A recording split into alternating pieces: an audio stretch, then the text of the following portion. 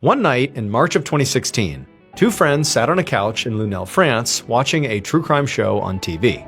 And the episode really hit close to home, literally, because it was about a missing person who had vanished just miles away from where they lived. And so they're watching this show, and then all of a sudden, in the middle of it, one of the friends suddenly stood up and began pacing around the room, muttering to themselves. And when the other friend, who was still sitting on the couch watching this, asked them what was wrong, they were not ready for the answer. But before we get into today's story, if you're a fan of the strange, dark, and mysterious delivered in story format, then you've come to the right place because that's all we do, and we upload 2, 3, even 4 times every week. So if that's of interest to you, please offer the like button a really nice, really expensive steak dinner. But make sure you first significantly dull their steak knife. Also, please subscribe to our channel and turn on all notifications so you don't miss any of our weekly uploads. Okay, let's get into today's story.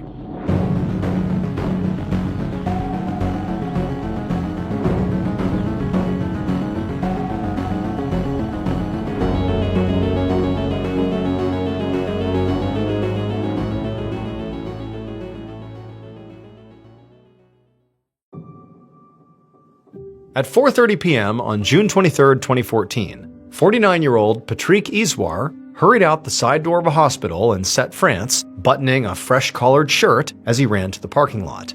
He climbed onto a scooter and then quickly checked his watch, and then he lifted the kickstand and sped off into traffic, ignoring honks from all the other drivers as he swerved between the cars. Patrick did not care who he was annoying right now, because he was running late for a date, and then right after the date, he had to rush over to his daughter's dance recital. And he desperately wanted to make sure he made both of these events, because they were some of the only things he'd had to look forward to in ages. So things in Patrick's life had not been good for a really long time. 8 years earlier, he had slipped into a rut of serious binge drinking and gambling. And one day, when he was drunk, he had actually struck his wife. Following that, his wife had divorced him, and he'd lost custody of his daughter, Alabama, who was now 12 years old. After that, Patrick's life really did not get any better. He had moved in with his elderly mother, and his drinking had only gotten worse, and his gambling continued to the point where he basically gambled away most of what he made by working as a hospital janitor. And then after that, he'd gotten involved with a married coworker, and then when her husband found out about this affair, she died of an apparent suicide. Her death had been 5 years earlier, and it had been so traumatic that Patrick had barely dated since. He had just about resigned himself to a life of bachelorhood, when actually a few weeks earlier, he had gotten a call from the woman he was now going to meet, Audrey Levay. But Patrick was now running so late for his date that he worried Audrey might not wait around for him. So he twisted the throttle of his scooter and shot across an intersection, ignoring more honks from more cars. Patrick had actually met Audrey a long time ago, right after his divorce, and they'd gone out a handful of times before they ultimately lost touch. She was a lot younger than he was, and she'd stood him up more than once in the past, but she was also a lot of fun, and it had been a while since Patrick had been on a date, so when she called him up saying she wanted to go out again, Patrick had said, sure. They'd made plans to meet this afternoon at a park near Patrick's work that had this big rocky hill rising behind it. And the place had some of the best views in the whole city, with the ocean on one side and dramatic cliffs dotted with all these old caves on the other. Now, they were not going to have a whole lot of time together, probably just enough for a short walk before Patrick would have to rush off for his daughter's dance recital later that night. But he hoped that the romantic setting might help spark something between them again. A few minutes later, Patrick pulled up to the park entrance, and to his relief, Audrey was still there waiting for him. So he parked his scooter and locked his cell phone in the scooter's underseat compartment, and he walked over to her. And from her nervous smile, he got the sense that she was almost as excited about the date as he was, which gave him a nice boost of confidence. So he took her hand, and they started down the path.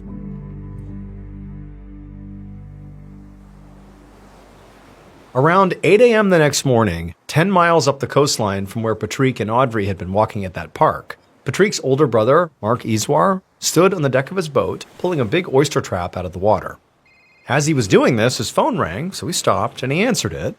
But before he could even say hello, his mother's very worried voice came across the line, asking if he knew where Patrick was. Mark frowned, because Patrick lived with their mother, so she should know better than he would. But his mother explained that Patrick hadn't come home last night.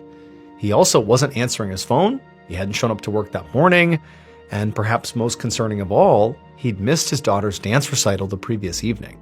And it was this last fact that made Mark think that something might actually be wrong here, because he knew how much Patrick loved his daughter and how much he was looking forward to that recital. So he promised his mother he would get to the bottom of it, then he hung up and began calling Patrick's friends. However, with each conversation he had, Mark got more worried, because nobody had heard from Patrick since yesterday afternoon. He'd apparently left work around 4 p.m., but he hadn't told anybody where he was going. Now for Mark, he felt like this was at least somewhere to start, Patrick's work. So he steered his boat to the dock, tied it off, and then jumped in his car and started heading that direction. 4 hours later, Mark stood on a rocky lookout point scanning the city below. Patrick's hospital stood in the middle of Set's business district, which was packed with canals and cafes and tourist spots, and Mark and a handful of Patrick's friends had spent all morning checking them one by one, looking for Patrick, but they hadn't found him or any sign of him. And so now Mark had turned his focus to some of the more remote areas around the city, like the hill behind the park where he now stood. But there was still no sign of Patrick anywhere. And so Mark was trying to think of anywhere else his brother might have gone when his phone rang. It was one of Patrick's friends from the search party, and he just found Patrick's scooter outside the park at the bottom of the hill, just a short drive from where Mark was. And so Mark told him not to touch anything, and he sprinted back to his car, and he sped down the hill, and he left the park, and he stopped in the parking lot right outside. And sure enough, there in the lot was Patrick's scooter. And as Mark looked at the scooter and at the quiet park all around him, he felt a cold weight settle in his stomach, because he really couldn't think of any reason why Patrick would leave his scooter here overnight. In the back of his mind, all day, Mark had been worried that something bad could have happened to his little brother. But now, after seeing this scooter, he felt sure of it.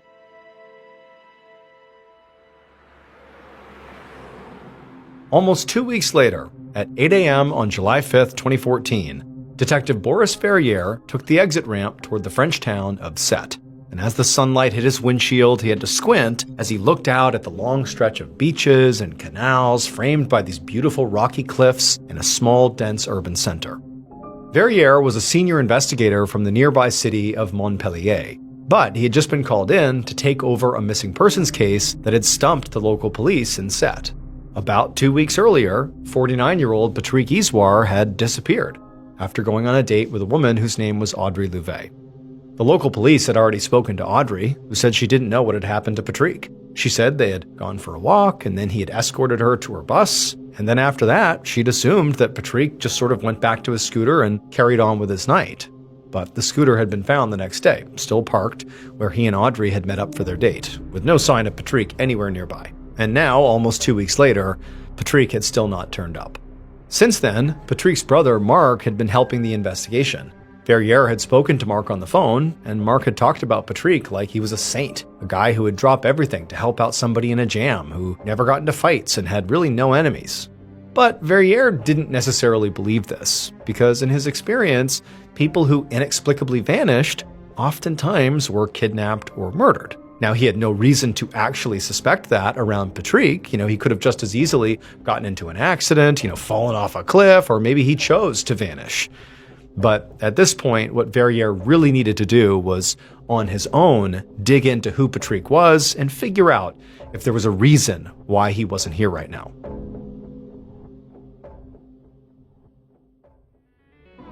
Do you want a treat that's both refreshing and indulgent? Well, My Mochi ice cream is creamy, premium ice cream wrapped in sweet, chewy dough that is absolutely satisfying and joyfully chill. My Mochi comes in delicious flavors like strawberry, mango, and cookies and cream. The strawberry is made with real fruit and tastes like biting into the perfect strawberry at peak summer. It's the perfect balance of chewy and creamy and fruity and cozy. But my favorite flavor is for sure cookies and cream.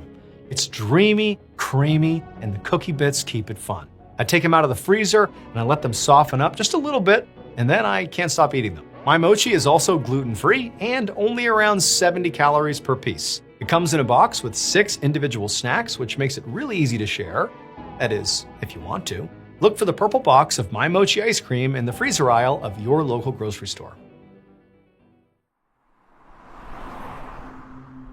A few minutes later, Verrier followed Patrick's ex-wife, whose name was Claude Ozize, into her living room, and they both sat down.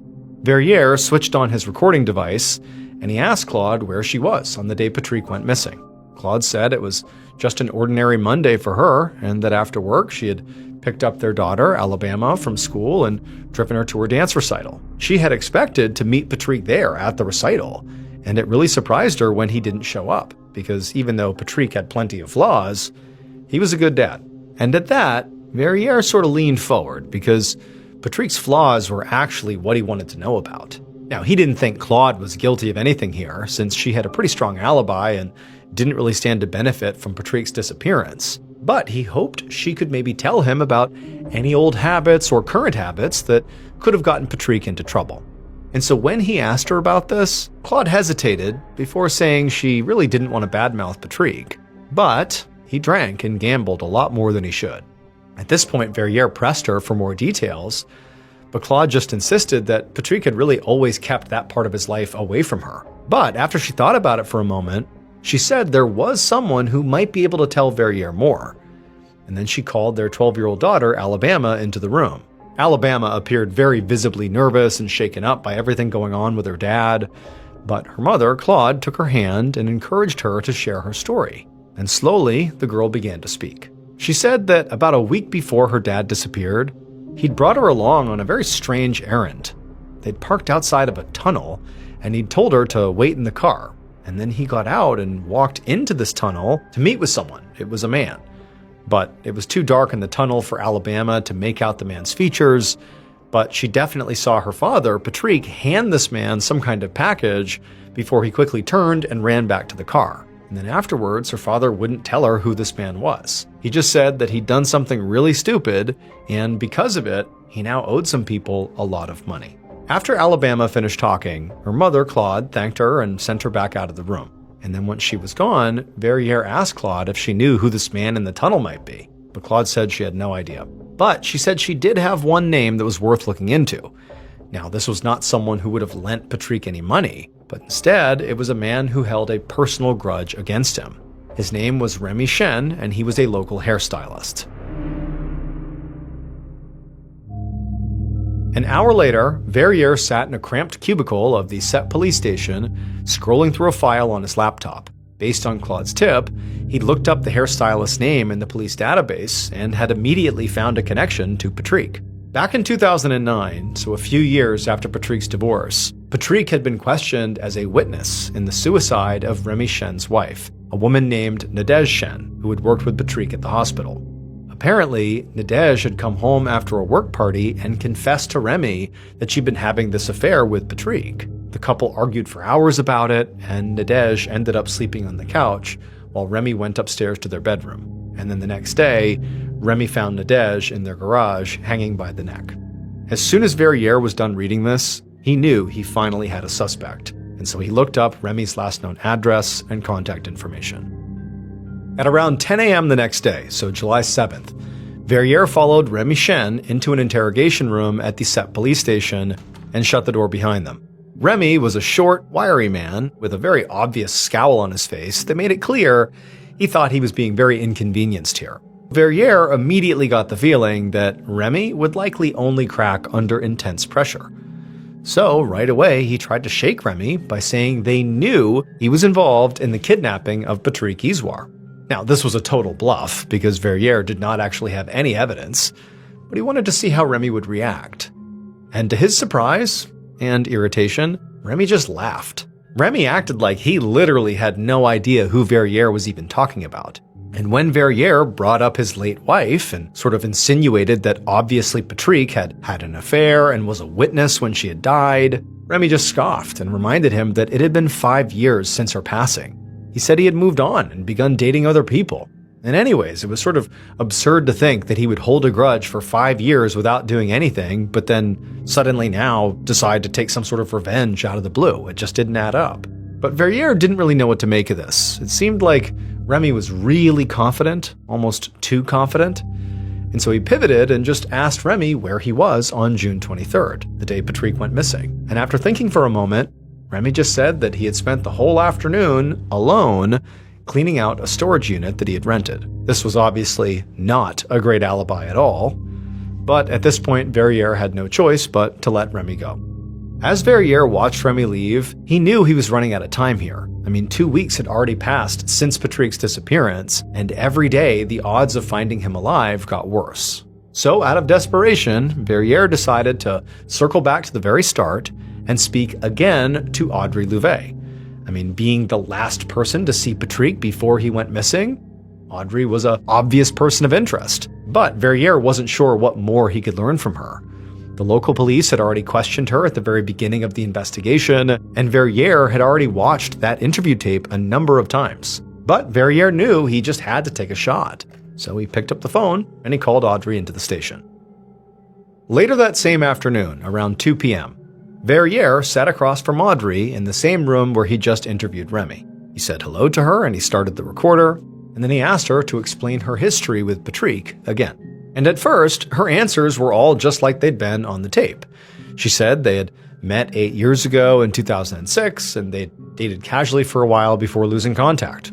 And then, just a few weeks ago, she happened to pass the bar where they first met, and it made her think of Patrick. So she'd called him up out of the blue to ask how he was doing, and they'd ultimately made plans to see each other again. She described their date as being a short walk around the park, after which Patrick had walked her to the bus stop and then headed off, presumably to go back to his scooter and to head off to his daughter's dance recital. And that's when Verrier interrupted, and he asked Audrey to tell him specifically which direction Patrick had headed off after dropping her off at the bus stop. And Audrey sat there for a minute, and then she said, I can't remember. And this really bothered Verrier, because here was this person who should be able to tell him the most about Patrick's last moves, and she had basically nothing useful to offer the investigation. So Verrier just sort of dropped the polite tone and really went after her. He told her he wasn't buying her act and that she needed to tell him everything she knew right now, or this was all going to get much, much worse for her. Audrey's eyes went wide and her voice began to shake as she insisted that she'd already told them everything. But Verrier didn't let up. He kept demanding that she just admit what she'd done until he was practically shouting at her. And Audrey was in tears, and she was repeating over and over that Patrick had been fine when she left him. She just didn't remember all the details. And finally, Verrier backed off. He'd run countless interrogations throughout his career, and his gut was starting to tell him that Audrey's fragility was not really an act here. He'd pushed her as hard as he could, and he had to admit that maybe she was just telling the truth. A little while later, after Audrey was gone, Verrier sat alone inside the interrogation room, thinking about the case. He hadn't managed to rule out any suspects yet, and he still had no idea who that mysterious man in the tunnel might be. And on top of all that, there was still the possibility that no crime had been committed here, since they had no body. Who knows what really happened to Patrick at this point? And Verrier knew that there were just too many unknowns. And Verrier knew that if the case was ever going to gain real traction, they needed to find Patrick, dead or alive.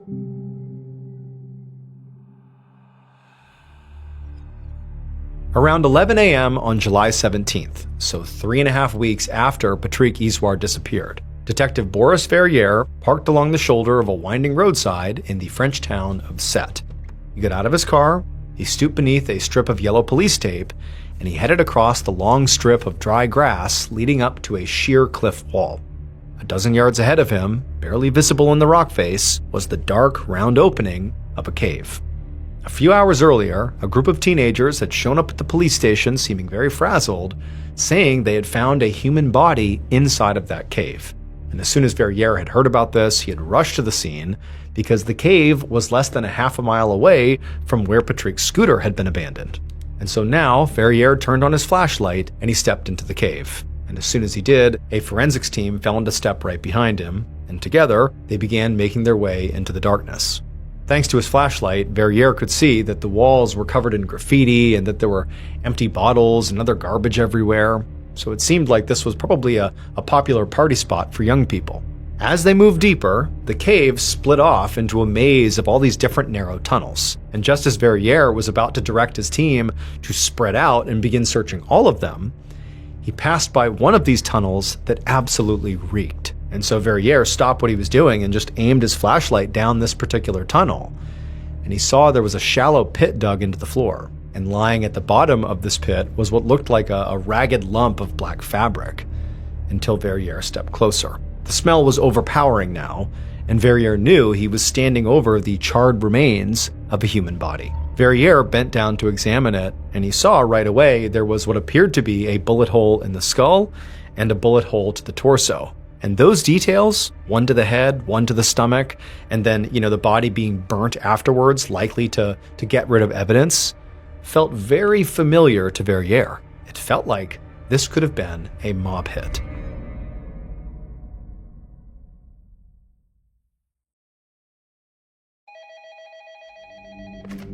A year and a half later, so just before Christmas of 2015, Detective Verrier was in his office in Montpellier when his phone rang.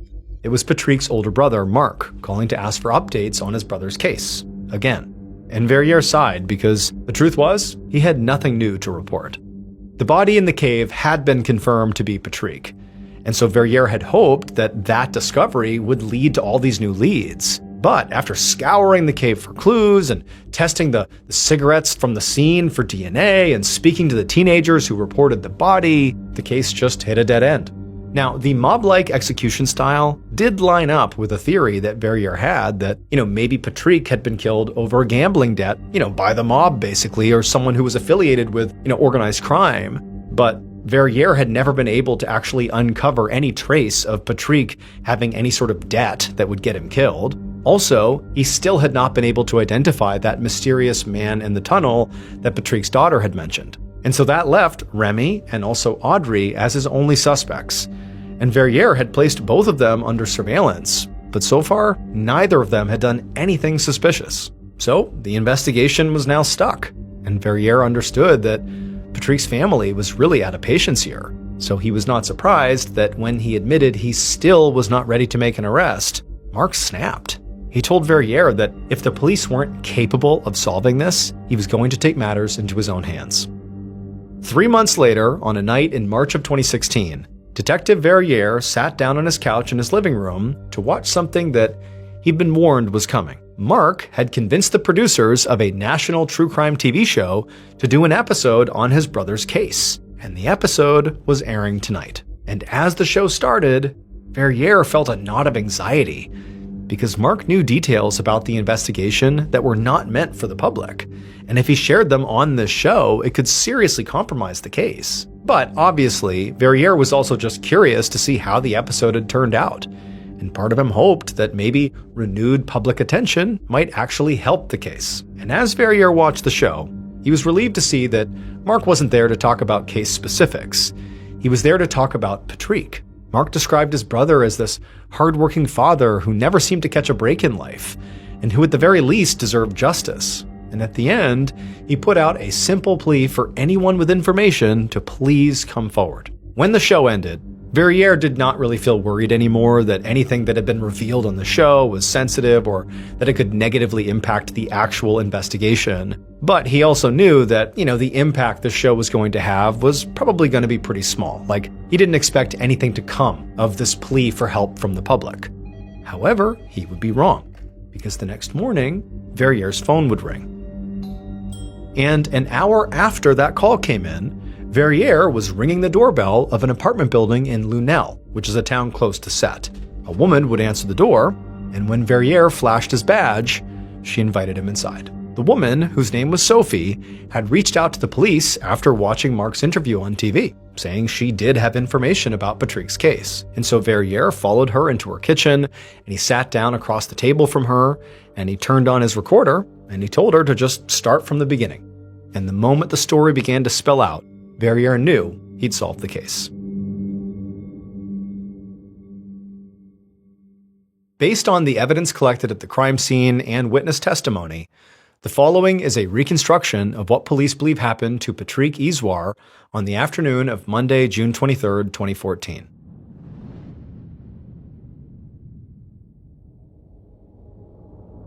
At 4:30 p.m., the killer stood on a rocky hill overlooking a park in Sète, watching through a pair of binoculars while Patrick and Audrey walked hand in hand down a paved path below. The couple was taking their time, clearly enjoying the scenery and each other's company, And then at some point, Audrey stopped and pointed across the road at a cave in the nearby cliffs, the entrance to a cave. And when the killer saw this, their heart began to race, and they watched intently as the couple actually crossed the road and went into the cave and vanished. At this point, the killer lowered their binoculars and put them inside of the large duffel bag they had brought with them. Then, after slinging this bag, they hustled down the hill and went right to the entrance of the cave.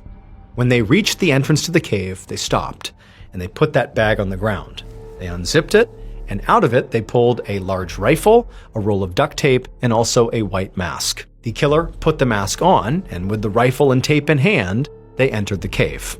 And they could hear the sound of Patrick and Audrey inside. They had not gone far, and they clearly had not clocked the killer coming in. They were sort of wrapped up in their date. However, when the killer got close enough, the couple heard their footsteps, and they turned around. When Audrey saw the killer in their mask with the gun, she began to scream, and Patrick, he just went white as a ghost. Before the couple could even react, the killer threw the duct tape at Audrey and told her that if she wanted to live, she would do exactly as instructed. Then the killer told Audrey to use this tape and bind Patrick's wrists and ankles. And at first, Audrey just stood there in stunned silence, but eventually she composed herself and she obeyed. And as she was binding Patrick just also stood there in stunned silence, not really sure what to even do. When Audrey was done, the killer told her to leave the cave and to not say anything about what had happened here. She hesitated just long enough to glance back at Patrick, but then she turned and she ran. Once her footsteps had faded and it was just the killer and Patrick inside of this cave, Patrick just stared, wondering what was going to happen to him, and the killer, after making really intense eye contact with Patrick, raised his rifle and shot Patrick in the head and also once in the chest, and Patrick crumpled to the ground. At that point, the killer slung his rifle, and then he grabbed Patrick by the ankles and he dragged his body down a nearby tunnel and dumped him in that shallow pit. Then the killer doused the body with lighter fluid from a canister they'd brought in that bag. They lit a match and tossed it in. As Patrick's body began to burn, the killer walked out of the cave and pulled off their mask as soon as they stepped into the light.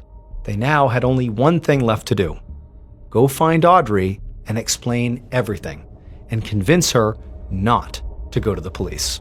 Because the killer was Remy Shen, the hairstylist who hated Patrick for having an affair with his late wife, and he had just successfully tricked Audrey into helping him pull this murder off. It would turn out Audrey was actually Remy's ex-girlfriend. They had met and begun dating in 2009, shortly after the death of Remy's wife. And Remy had realized that because of Audrey's history with Patrick, because they had also dated, he could use her to lure Patrick into a trap and finally take his revenge. But even though Audrey was clearly a key part of this plan, she didn't actually know that Remy was going to kill Patrick. Remy had told her a sob story about Patrick owing him a lot of money, and she thought they were just going to scare him into paying up. It was not until she got into the cave and Remy showed up with a mask on and a rifle that she realized he had something way more sinister in his mind. After the murder, Remy convinced Audrey to stay silent by threatening to kill her and her children. And for over a year, she kept his secret, lying to the police the whole time. But when she watched that true crime episode about the case and saw Mark's plea for information, she finally just cracked and confessed to her friend Sophie, who was watching the show with her, who then went on to call the police the very next day. On March 31st, 2016, Remy Shen and Audrey Louvet were arrested for their roles in Patrick's death. Remy received 30 years in prison for murder, and Audrey was sentenced to 12 years for acting as an accessory to the kidnapping.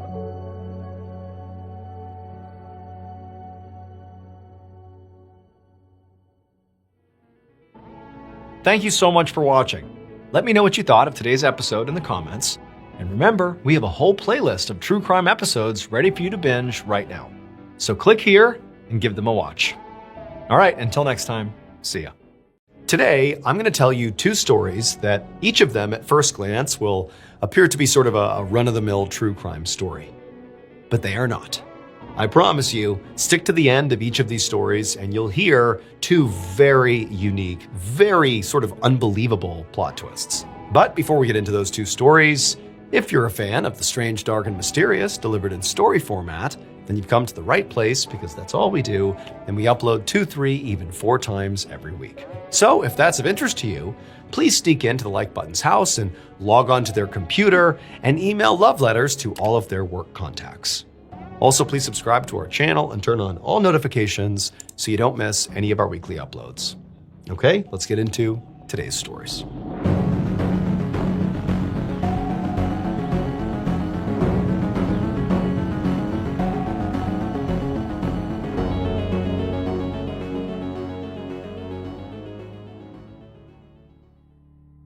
On the afternoon of April 25th, 2007, a 25-year-old police officer named Martin Arnold and his partner Michelle sat in their police cruiser in the parking lot of a public park in Heilbronn, Germany. They were on their lunch break, and Martin was eating a sandwich and looking out across the park, which was mostly empty because it was a weekday afternoon. So Heilbronn was a medium-sized city in southern Germany, and it was generally a pretty safe area. I mean, for the most part, the worst crimes committed here were like break-ins or muggings. So Martin and his partner, they didn't have a whole lot of action happening around them. However, something Martin and Michelle and basically all police officers, for the most part, in Germany were acutely aware of was over the last 14 years, all across Germany, there had been this rash of crimes ranging from, home invasions and robberies to at least 2 murders that had basically all been committed based on DNA evidence by the same person, this singular woman whose nickname was the woman with no face. And she still hadn't been caught yet. And so in essence, all police officers in Germany were sort of like always on the lookout for this woman. She was like the most elusive and sought after criminal in the whole country. But on this particular day, as Martin sat in his cruiser on his lunch break, he wasn't really thinking about how he might get involved in capturing the woman with no face. Instead, he was just worried about his sandwich. And so he went to take another bite of his sandwich when he heard the back doors of his cruiser open up. And he whipped around and he looked, and there were these 2 people who had approached the cruiser, and each of them were carrying a gun. And before Martin or Michelle could do anything, these people raised their weapons and they fired, and everything went black. Within minutes, officers from the Heilbronn Police Department had swarmed the scene. They found Michelle, who was deceased from a gunshot wound to the head. And Martin had also been shot in the head, but he was still alive. He was just unconscious. And so an ambulance rushed him to the hospital while detectives taped off the crime scene and began looking for evidence. Some officers immediately began canvassing the area looking for potential witnesses. But because the park was basically empty all day, there was nobody who had seen the shooting. Other officers looked for footprints in the ground, around the car. They also began looking for fingerprints on the car, bullet casings, hairs, other fibers inside or outside the car. But there was nothing. And so at this point, the investigators are like, okay, all we know is there's been at least one shooter, maybe multiple, because they have not spoken to Martin, who's unconscious. They have no idea what he's seen. So they're seeing that at least one person has managed to come up to a police cruiser, undetected presumably, open up the doors, shoot both officers in the head, and then get away without leaving behind any obvious evidence.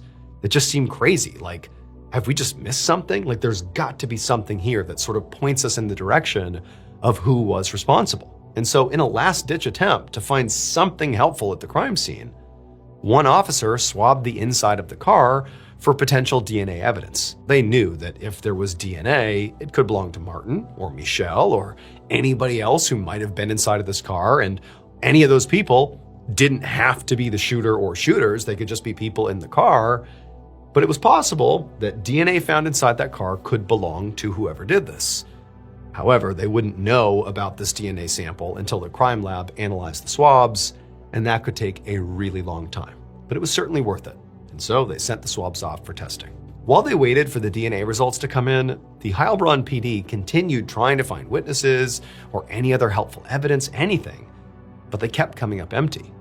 Their only potential witness here was Martin himself, but he was still in a coma at the hospital. It was not until weeks later that finally the police had something to go on, because the DNA results came back. And not only was there DNA found in the car, but what this DNA revealed sent the media into a frenzy and brought this investigation to the national level. At this time, it's mid-2007, And a 44-year-old German prosecutor named Gunther Horn was sitting in his office when he got a call from his boss. And his boss told him, the woman without a face has struck again, this time in Heilbronn. Gunther's eyes went wide and he immediately sat up and listened really intently as his boss explained that 2 police officers in Heilbronn had been shot in the head while parked in their cruiser near this park. And the woman with no face, her DNA had been found in the backseat of their car. Now, Gunther had always been fascinated by the woman without a face, so he was ecstatic when his boss asked if he, Gunther, would lead the investigation into this most recent crime in Heilbronn that was potentially connected to this woman, and to try to finally identify who she was once and for all. Gunther immediately said he would do it, and he got to work. Right away, Gunther organized a task force to investigate this woman without a face. The task force was based in Heilbronn, but at Gunther's command, detectives on the team began reinvestigating all these crimes from all over Germany that this woman was involved in. They searched for patterns, for evidence, or witnesses that maybe had been missed during the original investigation. And through this effort, this team was able to come up with a very rough idea of who this woman was.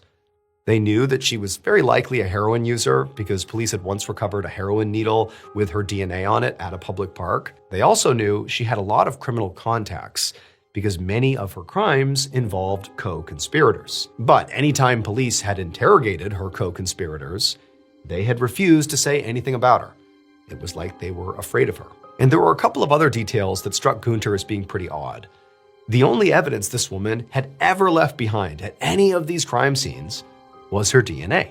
And they didn't have a match in the database to pair it with, so they only knew she was a woman, but they didn't know who she was.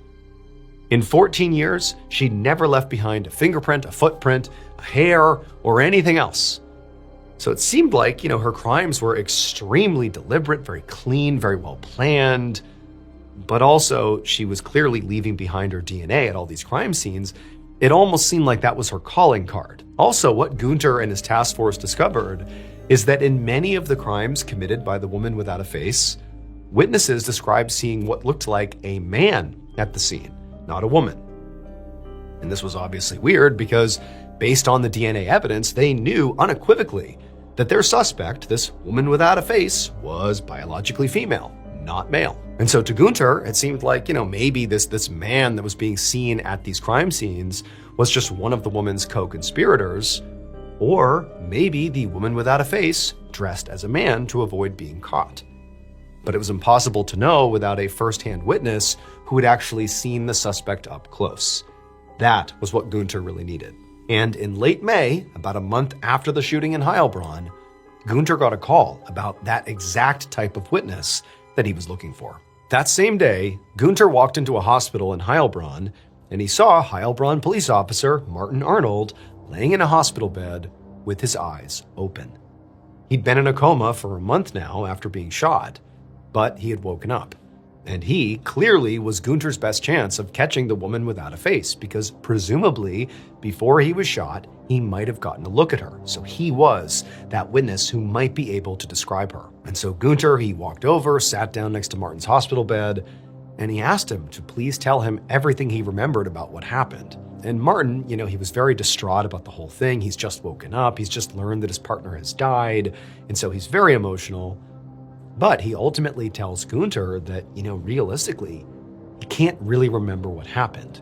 He basically turned around. He saw there was, these 2 figures. But after he got shot, it was like he just didn't remember anything. And so realistically, Martin had almost nothing to offer, which meant Gunther was back to square one. For the next 2 years, Gunther and his task force worked tirelessly to try to catch the woman without a face. They spent millions of euros, clocked thousands of hours of overtime, and even offered a reward equivalent to $400,000 for information. But none of it led anywhere. And adding insult to injury was the fact that the whole time this investigation is going on, the woman without a face kept committing crimes. The task force connected her to at least 6 more break-ins, 1 more robbery, and another murder. And these crimes weren't even just happening in Germany anymore. They also found the woman's DNA at crime scenes in France and in Austria. So now the entire region was on alert for this woman who seemed like this impossibly cunning international criminal genius. And Gunter, he couldn't help but start to wonder if he would ever be able to catch her. But then, in March of 2009, Gunter got a call from a police officer in France. And what this officer told him would change everything. According to this officer, the French police were currently investigating a potential murder. They told Gunter that a badly burned body had been found in France, and it was so disfigured that for a while, all police knew was that it was a man. However, an asylum seeker who had come to France had recently been reported missing, and police wondered if maybe the body belonged to him. So, on a hunch, they had gotten his asylum application paperwork, which included his fingerprints, and they'd been able to lift a DNA profile from those prints. But when they had the DNA analyzed, the results didn't make any sense. And the French police were so baffled by these results that they were now calling Gunter because they knew if there's someone who needs to know about this, it's Gunter. And so Gunter, after being fully filled in about the baffling results that they had found, he was also at first very confused, but at the same time, he felt this new surge of hope.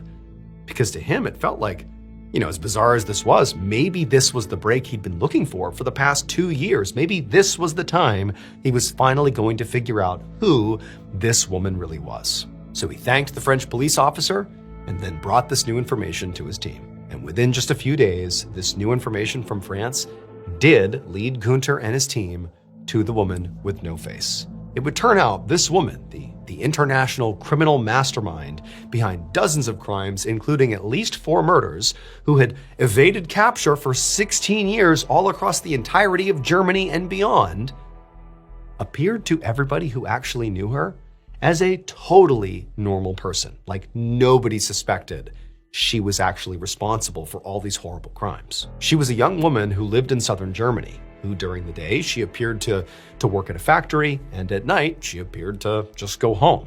Like she lived a very ordinary life. And so again, nobody ever suspected her. But what the French police found when they analyzed the DNA from the missing man's asylum application was that man's fingerprints somehow contained this woman's DNA. This was clearly impossible. Primarily because the man was biologically male and the woman without a face was biologically female. They knew that. So even if the asylum seeker had secretly been this woman, that wasn't really possible. And so when the French police saw this, they knew they had to tell Gunter because he was in charge of the woman without a face investigation. And when he and his team looked into this, they figured out something shocking. It was precisely this woman's normal-seeming life, in particular, her very normal-seeming job at the factory, that made everything she did possible. Because at this factory, this woman sat on an assembly line, helping to manufacture the very cotton swabs that police use in DNA testing. On any given single shift, this woman would touch hundreds or even thousands of these swabs and would accidentally leave her DNA behind on each one. There was no international serial killer, woman criminal mastermind parading around the whole country. No, there was just a lot of contaminated cotton swabs. And so in essence, police had wasted all this time, nearly 2 decades, millions and millions of euros, and thousands of hours of overtime, chasing a criminal who didn't exist. It was later determined that the police officer Martin Arnold and his partner Michelle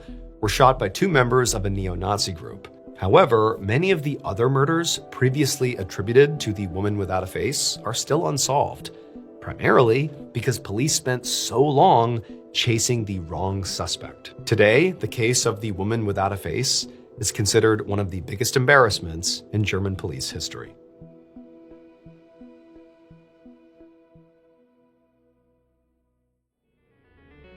Everyday life is full of moments that you plan for, and also moments that just happen, often when you least expect them. Whether it's part of your normal routine or something unexpected, Amazon is where you go for everyday essentials, making shopping simple and dependable. From running out of household basics to last-minute surprises, Amazon's great deals and low prices on everyday essentials make it easier to handle whatever life throws your way. Everything is in one place, so there's no extra stress or jumping through hoops when time is already tight.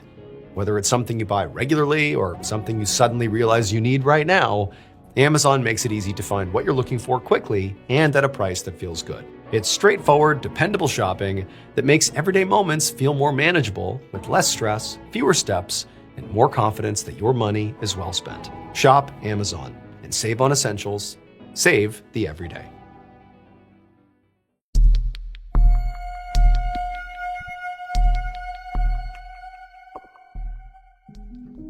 On the afternoon of May 2nd, 1930, a middle-aged woman named Kim Soo-jin walked into her farmhouse in a small village called Bibongmyeon in what is now South Korea. She had spent the whole day working outside on her farm, and now all she wanted to do was grab some water, sit down, and finally just rest for a second. But before she could do any of that, she heard a knock at her door. And even though she was exhausted, the sound of this knock actually sort of energized her because she was pretty sure that her 16-year-old son, Bak Chung-soo, had finally come home. So Soo-jin and her son ran this farm together, just the two of them.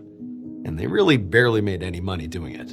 In fact, a lot of the time, they didn't even grow enough food to feed themselves. So to try to make ends meet, Soo-jin's son had recently started a full-time job at an inn in town. And he also frequently did odd jobs in the village for extra cash. The problem was, Soo-jin's son would sometimes go straight from his job at the inn to one of those odd jobs, and he didn't always have time to stop by to tell his mother where he was going first. And remember, this was 1930 in rural Korea, so it wasn't like he could just call her. And so basically, this mother was left to worry about her son kind of frequently. And over the past 6 days, that is all Soo-jin did, because she had not seen or heard from her son at all. And even though he did go, days at a time in the past, doing these different odd jobs, this stretch was a pretty long time for him to be gone. But she told herself what must have happened is he must have found work with a family who was, having him work and live with them full time. Like this was just a great opportunity and he had taken it, and surely he would be home soon. And now it seemed like maybe, just maybe, he was home. So Soo-jin, she rushed to the front door, she opened it up, and the smile on her face faded immediately because it was not her son standing at the door.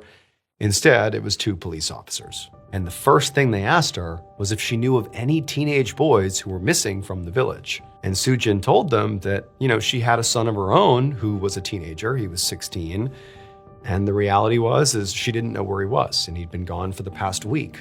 But don't worry, he wasn't missing. He was very likely just working for a family somewhere, and he'd be home soon. But after she said this, the police looked at Soo-jin with clear pity on their faces and told her they were so sorry, but they were nearly certain that her son had been murdered. Soo-jin just stared at them in shock and disbelief as they told her that a few days ago, during the time her son was gone, a teenage boy's body had been found on a nearby mountain. An autopsy showed he'd been beaten and strangled to death. And for the last couple of days, the police had been traveling all over the village, interviewing people and trying to figure out who this boy was. And based on everything they learned so far, Soo-jin's son was actually the only teenager in the area who wasn't accounted for. But hearing all of this, Soo-jin did not think this could be true. Her son stayed out of trouble and worked really hard. She couldn't imagine why anybody would want to hurt him. So she just told the police, this has got to be a mistake. But the police didn't seem to think so. They just said that they needed her to come to the local hospital morgue to identify the body. A little while later, Soo-jin arrived at the hospital with the two police officers. And as they led her through the entrance, down a few hallways, and towards the morgue, she kept telling herself that her son was okay. He was still alive, and this really has to be some sort of horrible mistake. It has to be. But the second she actually walked into the morgue and saw the body lying on the table, her eyes welled up with tears because she knew it was her son. And to Soo-jin, this moment felt like leaving real life and entering a nightmare. Her son's face and body were covered in bruises and wounds, and he was very clearly decomposing. It was just awful to see. But as this mother is sort of just staring down at basically a parent's worst nightmare here, she noticed something strange. She turned to the police officers and she told them that this was her son, definitely. But the clothes he was wearing were actually not his. And for some reason, to Soo-jin, the clothes thing felt very important. So she started rattling off ideas for, where they could have come from. It was like her brain suddenly became fixated on this one aspect to avoid touching on the trauma of losing her son. She began telling them that, maybe the family he was working for let him borrow them, or maybe he bought them without her knowing, or maybe whoever killed him dressed him up for some reason. But when she said that last part, it was like all at once, the reality of her son being dead just came crashing down on her. She started shaking, and before she knew it, she had collapsed onto the floor and was sobbing hysterically. Less than a week later, Soo-jin was sitting in her farmhouse, staring out her front window in a daze, when she saw the police walking towards her house again. Over the past few days, she hadn't heard any updates about her son's case, so she'd just been at the farmhouse all alone, trying to make sense of his death. But now, Soo-jin sees these officers, and so she goes right outside and she meets them and she asks them, do you have news for me about what happened to my son? And they tell her that she was likely going to have to sit down to hear this. Soo-jin figured it couldn't be worse than finding out your son's been murdered, so she said, okay, let's go inside. And so they went inside the farmhouse, they sat down, and then the police told her that they figured out who had killed her son. They told her they had not one, but two people in jail right now who had both issued full confessions. Both of these suspects were people that Soo-jin's son, Chung-soo, had worked with at the inn in town. One of them was a young man and one was a young woman. And apparently, Chung-soo had gotten involved in the woman's personal life. She was having an affair with a married man, but was planning to run away with a different man from the village soon. And Chung-soo had told the married man about it. When the woman found out that Chung-soo had done that, she was furious. So furious that she conspired with her coworker, the young man, the other suspect, to lure Chung-soo out to the mountains under the guise of gathering wild vegetables. And then when they got there, the man and the woman beat up Chung-soo and then strangled him to death. This had all happened on the first night that Chung-soo had left the farmhouse. So over that 6-day period, he pretty much went out and immediately was killed. And so over those 6 days, he was never, living with a family and working for them. He was just dead on the mountain the whole time. The police told Soo-jin that they had charged both suspects with murder. But after hearing all this, Soo-jin still had one question. What about her son's clothes? Was there anything in the suspect's confessions about that? But the police just shook their heads, no, and said the clothes didn't really seem relevant to the case anyway. And this time, even though Soo-jin, did feel like the clothes have to mean something, she didn't argue or even, try to come up with other theories about the clothes. She just sort of accepted what the police had told her. As horrible as it was to know that her son was murdered over something so petty, she was at least glad to know that his killers were behind bars. Soo-jin eventually got her son's body from the police, and she was able to bury him in the local cemetery. And then after that, she did her best to try to move on, but she never could. And as this nightmare kept happening night after night, Soo-jin slowly became convinced that her son was haunting her dreams. And so Soo-jin basically stopped sleeping, couldn't really eat, certainly couldn't work. Her farm fell into disrepair. She actually began to think she was just gonna wither away and die here unless something changed. I mean, this was horrible. She was overcome with grief and sadness and also just scared. These dreams were terrifying. But then on the night of October 18th, 1931, so about 6 months after her son was killed, Soo-jin woke up from yet another nightmare. When she opened her eyes, she saw this shadowy figure at the foot of her bed, and she immediately realized that it was her son's ghost coming to visit her. But Soo-jin, she wasn't scared. She actually felt tears welling up in her eyes, and she actually just began speaking. She told the ghost, "I love you, but you have to move on. You have to rest in peace now. You have to." Now, Soo-jin really didn't know what she expected to happen here when she began speaking to the ghost. But what did happen was definitely not something she would have considered, because suddenly the ghost opened their mouth and they spoke. And what the ghost said changed everything. It would turn out Chung-soo, Soo-jin's son, had been viciously attacked by that man and woman up on the mountain. They really had beaten and strangled him and left him for dead. But he didn't die. He survived the attack. And when he came to, he fled the area because he was fearful if he went back home, they would finish the job. They would attack him and kill him. So he didn't have a chance to tell his mom that he was basically on the run. And so for 6 months, he's living in random towns, doing odd jobs to survive. But eventually, 6 months in, he misses his mom, he misses home, and he goes back and he walks into a room in the middle of the night. he is the ghost. And when she said to him, "You need to rest in peace now," he just says to his mom, "I'm not dead." And he was just being honest. "I'm here, I'm back, I survived." It would turn out the body that was found on the mountain was just some other teenage boy who was never identified, by the way, who happened to be in the same area where he had been attacked. And so when word got out about this body being found on the mountain, the man and the woman who had attacked Chung Soo, they're like, "Shoot, that's him, that was us." And they confessed to killing him because that's what they tried to do. They tried to kill him. They didn't kill him. It was some other body. And then when Soo Jin went to the morgue and saw this body, it was decomposing and he basically looked like her son. And so she misidentified him. She thought it was her son, but it really wasn't. And she fixated on his clothes and she was like, "Something's off." Well, she was right. It wasn't her son. It was someone else's clothes. And so in the end, the man and woman who had attacked Chung Soo had their murder charges dropped because they didn't commit a murder. And they were both ultimately released from jail after serving about a year in prison for the assault. As for the actual person who was found dead on the mountain, they were never identified and they were buried in a sort of unmarked grave. And the location of that grave has been lost to time. And so even though we have the ability today to test for DNA, we're not able to exhume them because we don't know where their grave is. And so very likely we'll never know who that person was.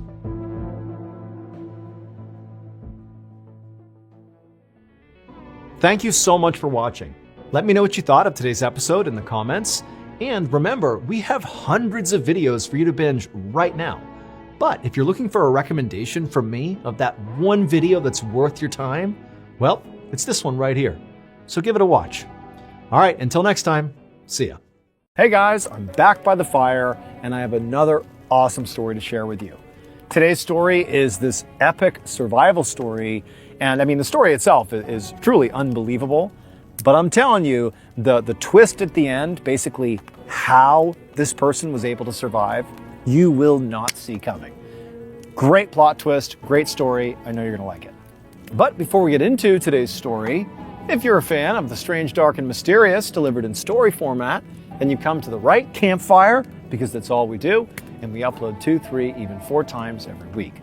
So if that's of interest to you, please invite the like button to come join you at your campfire. But when they show up, just immediately push them into the flames and then leave. Also, please subscribe to our channel and turn on all notifications so you don't miss any of our weekly uploads. Okay, let's get into today's story.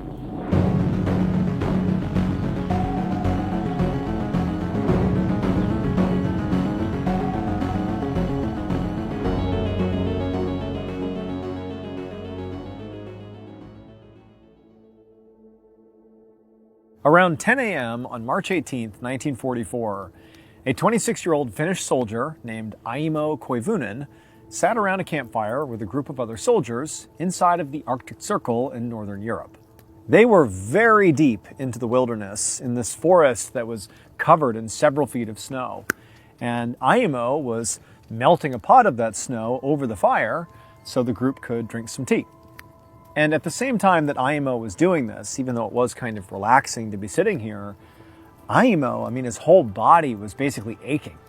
Number one, it was 5 degrees outside, and this was also the first time that he and the other soldiers had stopped to rest in about 2 days. They had been on the move the whole time. So Aimo and his squadron were all members of the Finnish military. And at this point, during World War II, they were actually allied with Nazi Germany. Not because, they were Nazis, they were not, but because Finland and Germany shared a common enemy, the Soviet Union.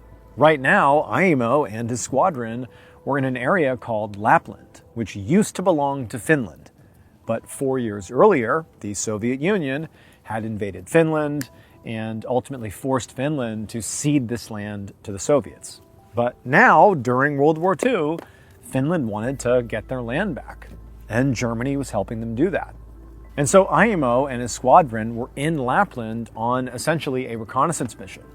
They were there to try to figure out sort of what the Soviets were doing in this part of Lapland and how many Soviets were out there, again, in this particular part of Lapland. However, Aimo and the others had spent the past 2 days skiing all over the place in their area of operations, But so far, they hadn't seen any Soviet soldiers or any Soviet bases. But, for Aimo, and probably for the other soldiers that he was with, this was ultimately a good thing. They were trained for combat, but they didn't necessarily want to come across Soviets and have like a full-blown shootout, in part because the Soviets were just a bigger, more well-equipped military. And, they were also more advanced. And so if they got into a gunfight with them, who knows what would have happened. And so even though Aimo is like sitting here feeling very sore and very tired as he melts his snow, he was ultimately feeling kind of grateful that this reconnaissance mission had proven to be pretty low-key. However, just as the water began to boil, Aimo and the other soldiers heard the unmistakable sound of machine gun fire coming from somewhere that had to be nearby. And so immediately Aimo and the others, they jump up, forget what they're doing, and they're looking to see where this gunfire is coming from. But then before they could even make sense of the situation, Aimo's lieutenant yelled like, "Hey, get ready, get your guns." And so they all scooped up their weapons. Aimo, he's picking his weapon up, and as he looks up, he looked off in the distance, maybe a quarter mile away, and he was shocked to see an entire pack of Soviet soldiers bearing down on them. They were literally skiing down this mountainside right nearby, and they were obviously shooting their machine guns, not in random directions, but right at Aimo and the other men. They were clearly being attacked by these Soviets. Now, Aimo and the other men have clearly been trained for this. This is literally why they're out here. They are soldiers. They're ready for this type of encounter. But for a moment, when Aimo sees this overwhelming force that's descending on them, they're clearly outnumbered, like this is going to end badly. All Aimo had in his head was just this overwhelming feeling of just terror. He was the oldest of 6 children, and when he first enlisted in the military, he had promised all of his little siblings that he wouldn't get hurt, he would come home, he would be okay. And now he knew that wasn't going to happen, like he was going to get killed, he just knew it. But Aimo, after sort of breaking out of this initial thought, he looked over at his lieutenant, and his lieutenant looked terrified too, but he quickly composed himself and yelled for Aimo and everybody else to flee. Just moments later, Aimo and the other Finnish soldiers were on their skis, skiing as fast as they could away from the Soviets down the backside of this mountain, just doing anything they could to survive. And as Aimo is skiing away, he can hear the sound of gunfire ricocheting off trees, zipping by his head, like he's thinking at any point, I'm going to get hit, or one of my teammates are going to get hit. There's nothing we can do. We just got to go as fast and as far as we can. And so he's skiing, and actually Aimo was at the front of their formation, so he's actually leading the pack. And so really it was his job to kind of create tracks in the snow that the others could follow in behind. It was easier for them. But it meant he was expending a lot of energy, basically pushing all the snow down as he was making his escape. And as much as he wanted to maintain that position and do this for his teammates, to continue to make tracks here, it was so exhausting. And also, like when you're in combat, you have this unbelievable adrenaline rush that sometimes can lead to like a massive crash of energy. And it was like he had this huge rush of energy, and now it's like he's collapsing. Despite the need to escape here, it's like his body just cannot go any faster than he's going. And so before long, it's like he found himself slowing down, and his teammates are zipping by him because they can't stop. The bullets are flying fast, like their only hope of survival is just to keep on going. And so Aimo knows that, like, basically, if he can't keep up, he's dead. But his body, it was just he couldn't go any faster. He was slowing down. He was going slower and slower. He could hear the sound of the gunfire getting closer and closer, and he's thinking about his siblings and how devastated they're going to be to find out that he was killed in this war.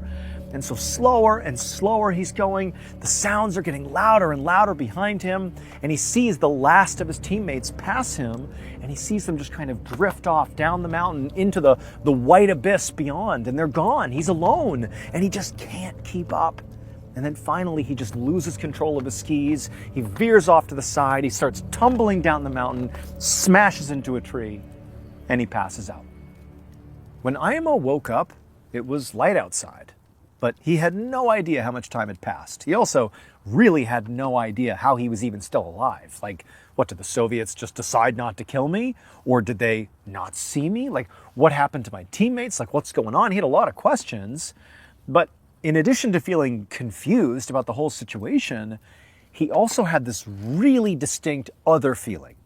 He had this immense sense of being alert, like hyper alert, more than really he had ever been in his whole life. It's like he could hear and see everything at like a 10 times level. It's like, oh my God, I know everything going on around me. I'm totally aware. So with his like hyper vigilance that he suddenly was having sort of out of nowhere, he began to, take stock of his situation. Right away, he, was able to see that he's alone. Like the Soviets are not nearby. He's not like being held captive. And again, his comrades are nowhere to be seen. So he's alone in the middle of the wilderness in the Arctic Circle. But he also could see that, okay, well, I still have my skis, so I can still get around. He still had his boots on. He still had his equipment on. Like he had the things he needed to survive. He even had his compass still, which had been in his hand, but he hadn't lost it. And so he had a way to navigate, and he had his weapon still. And so he's thinking, okay, like the situation's bad, but I have what I need to survive for some time. And he also realized that sort of amazingly, despite clearly crashing as a minimum and smashing into this tree that he was laying near, despite that, he didn't feel any pain in his body. And he didn't appear to have any injuries. So he's thinking, what a miracle here, that the worst thing that's happened here is I've basically been abandoned and I'm effectively lost, but it could be worse. And so Imo, after, taking stock of his situation, he eventually stood up and he looked off into the distance and he saw maybe 6 or 7 miles away, there was smoke up on this mountain off in the distance. And he immediately recognized that mountain was actually what appeared to be the rendezvous point for he and his squadron if they ever got separated. And so he's looking out at this mountain and seeing, the signs of potential life over there. And he's thinking, oh my gosh, those are my teammates. That's where they've gone. They've gone to the rendezvous point. All I need to do is go to that mountain. So Imo scooped up his backpack and picked up his gun and whatever other equipment he had on the ground. And then he started skiing towards this mountain. And for a while, he just kept on staring up at the smoke coming off the mountain, making sure he was going in the right direction. And, as he got closer, he was nearly positive he could see that in addition to the smoke, he could see what appeared to be little lean-to tents on the mountainside, which were telltale signs that those were Finnish soldiers. That's how they set up their tents. So he's thinking, this is it. Like, I'm going to be saved. I just got to get there. And he had so much energy, maybe because he was so close to being rescued or something. But he felt like this huge surge of energy. It was like nothing could make him tired.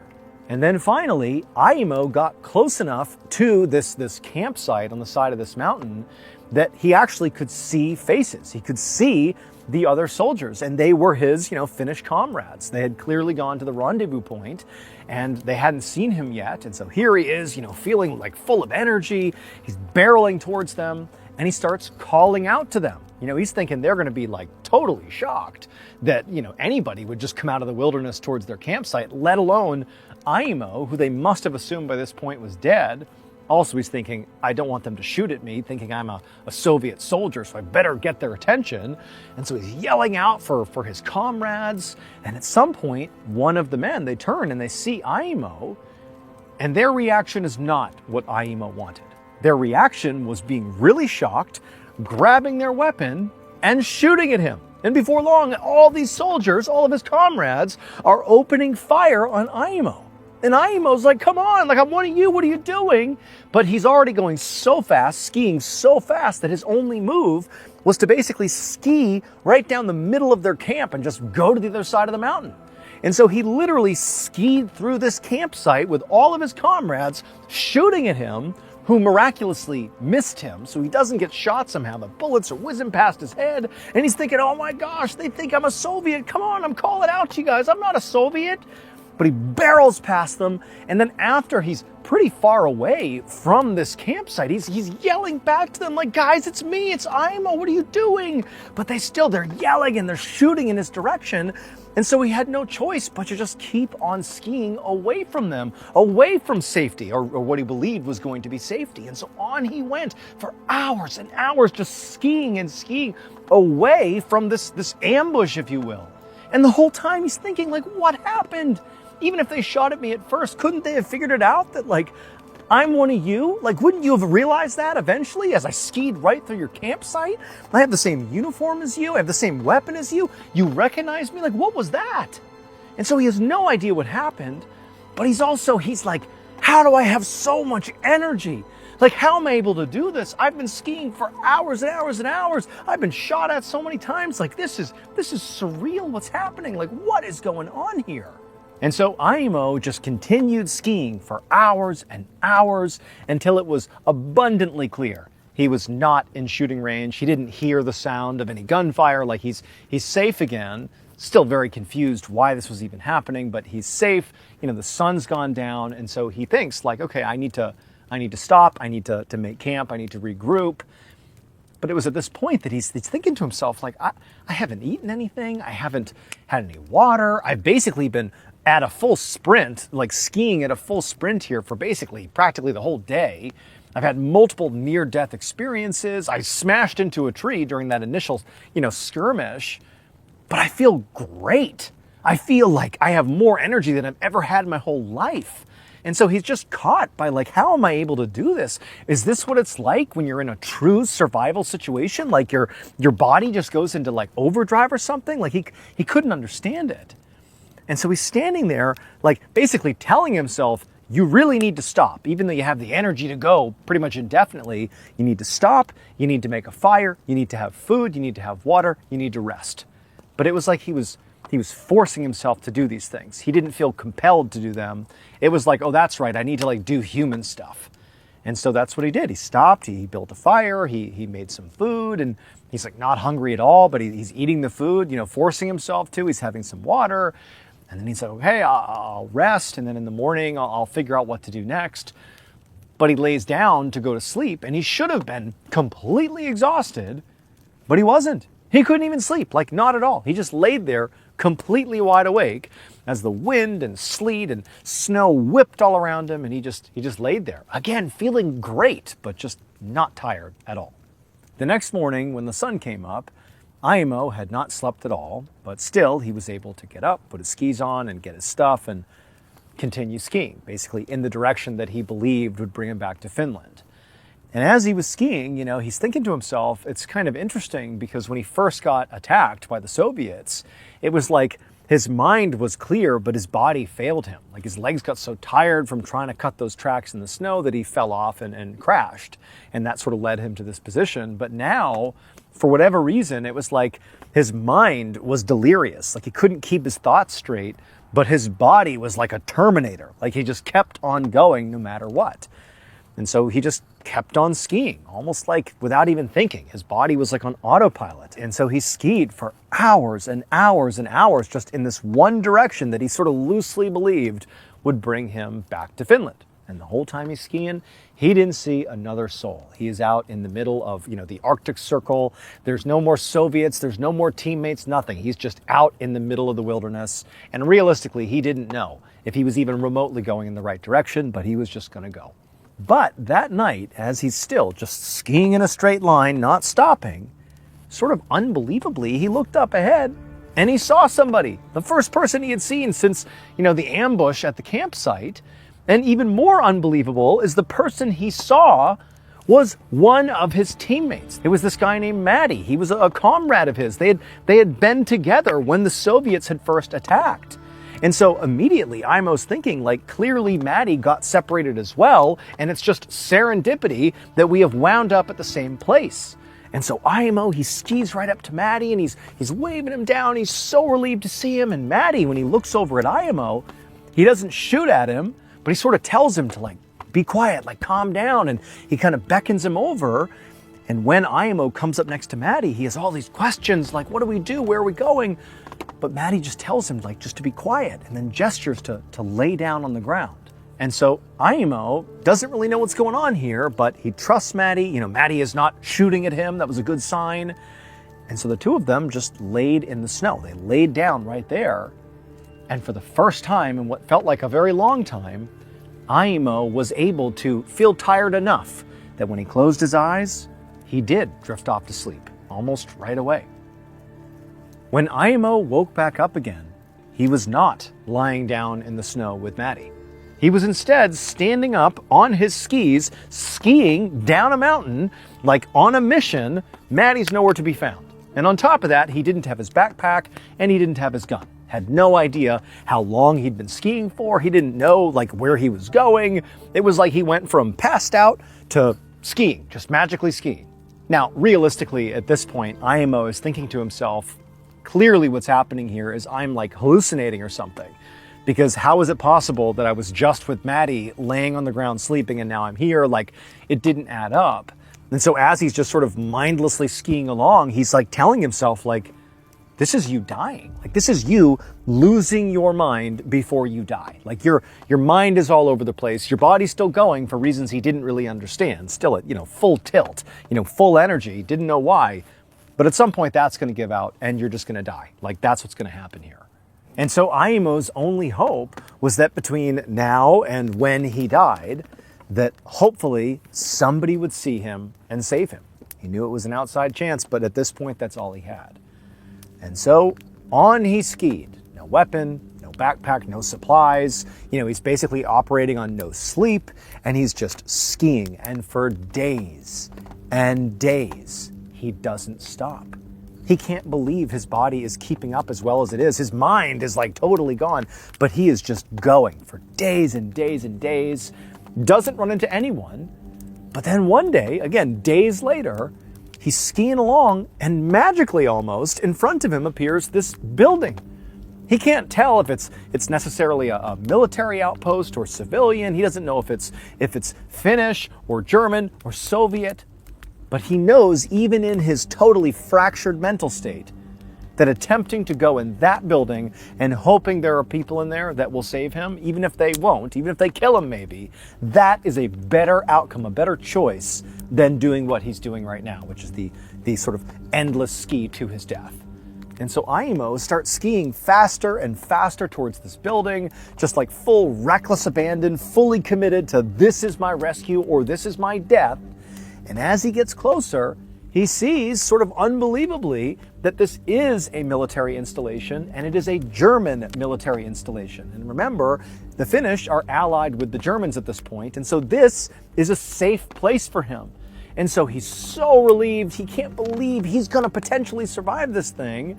He takes off his skis, and he starts running towards the front door of this building.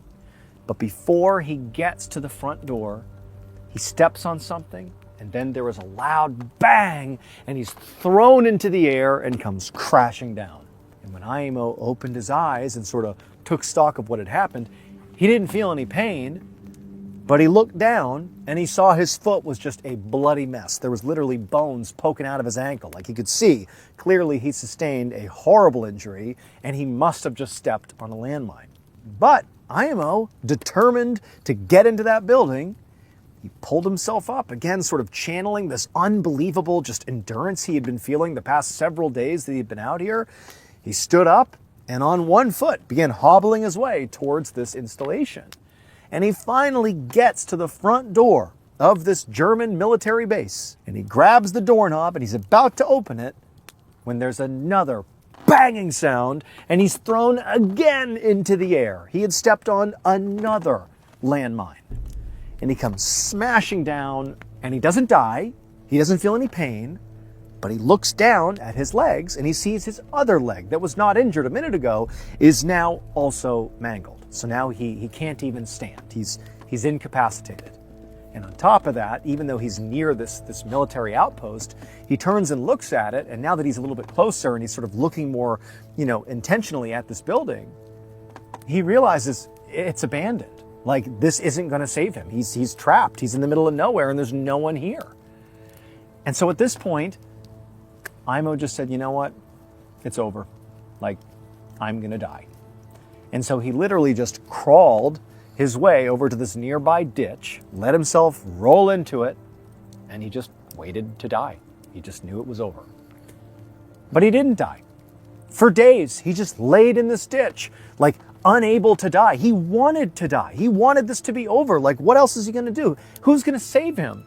But he just watched the sun come up and set, go up, set, over and over and over. He lost track of how many days he was just laying there, again, bleeding profusely, like grievously injured. He hasn't eaten anything. He hasn't had any water. Like, he can't believe he's still alive. He really can't believe it. And then as he's laying there, one of these days, he's just in this ditch.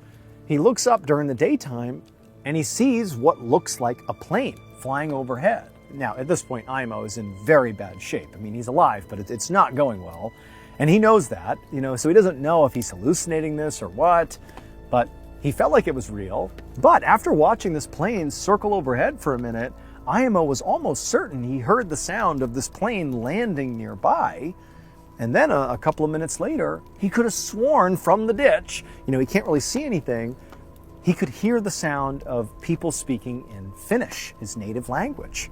Again, he didn't know if he was hallucinating or not, but he sees this head poke over the top of the ditch. And it was this young man, this young Finnish guy, and he's looking down at Imo, and Imo's looking back up at him. And then a second later, Imo was being pulled out of the ditch. Later that day, Imo found himself laying in a hospital bed inside of a hospital in Finland. Like the man and the plane, all that, not a hallucination. He really had been rescued. And once he was at the hospital, it turned out he weighed just 94 pounds. He was also badly burned and frostbitten, and both of his legs were very badly mutilated and mangled. And his heart was beating at a staggering 200 beats per minute, despite the fact he's just laying in bed, not doing anything. And even more crazy was they couldn't actually get his heart to slow down. It just kept beating at this crazy high level. Now, at first, doctors and nurses and all the staff were really shocked by Imo's condition. Not really just that he had survived, but again, his heart rate. It just seemed like, dude, how are you alive right now? Your heart can't beat at this level for this long without eventually killing you. But after they spoke to Imo and had him recount the whole ordeal of him being out, getting shot at and lost and the whole thing, they learned one really specific thing that explained the whole thing. When Imo and his, Finnish comrades were initially ambushed by the Soviet soldiers, they decided to flee. But Imo, he was having such a hard time physically keeping up with the other soldiers. He was just getting so tired from trying to break the tracks, and then he fell off, and he's thinking to himself, if I don't find a way to keep up, I'm gonna get captured or get killed by the Soviets. And so he's desperate. And so before he ultimately crashed down the side of the mountain from exhaustion, he tried something to try to give himself some energy, to try to make this escape. He pulled out these special military rations that he had been issued, along with everybody else in his squadron. They were all given these rations. And the reason you take these rations is to give yourself some energy. And so he takes these rations, and he's thinking, this is going to do it. This is going to give me the boost I need to get out of here and make the escape with my teammates. But the rations didn't work. And so he did sort of completely fall off. He was so tired to the point where he literally tumbled down the side of the mountain. His teammates, they skied off, and he smashes into a tree and he passes out. However, when Imo woke up, one, he was amazed he had not been captured or killed by the Soviets, but he's realizing he's all alone and what's going to happen to me? And then he starts to feel man, I just have a lot of energy. I can see and perceive things on a level that I couldn't before. Well, that's because the military rations had kicked in. And now he had this abundance of energy. And it allowed him to basically ski indefinitely without sleeping, without having water, without food. He gets blown up twice. His feet have been blown off, basically. He's laying in a ditch dying, but he just can't seem to die. The guy should have died several times, but these rations did their job. They gave him all the energy he needed to survive this crazy, crazy 2 weeks in the wild. Well, the military rations, they're called Pervitin. And this drug, I don't know if it's still given to soldiers now, but probably not, because effectively what Pervitin is just pure crystal meth. And so in essence, Imo survived in the wild for all this time because he was on just a pure meth-fueled rage. He was just completely high for 2 weeks, and it saved his life. One thing to note about Pervitin is it does have two distinct downsides. One, it is incredibly addictive, and two, it creates really, really intense hallucinations. And so very likely, he did not come across his own battalion who then opened fire on him. He did not come across Maddie, his teammate out in the wild who told him to lay down. And who knows, we're not even sure if the military installation he saw was real. Very likely all of that was just in his mind. However, the landmines, those were real. Somewhat unbelievably, Imo would make a full recovery, and he would go on to get married, he would have 9 children, and he would live to the age of 71. And as grateful as he was to the drug that did save his life, he never took Pervitin again. Thank you so much for watching. Let me know what you thought of today's episode in the comments. And remember, we have hundreds of videos for you to binge right now. But if you're looking for a recommendation from me of that one video that's worth your time, well, it's this one right here. So give it a watch. All right, until next time, see ya.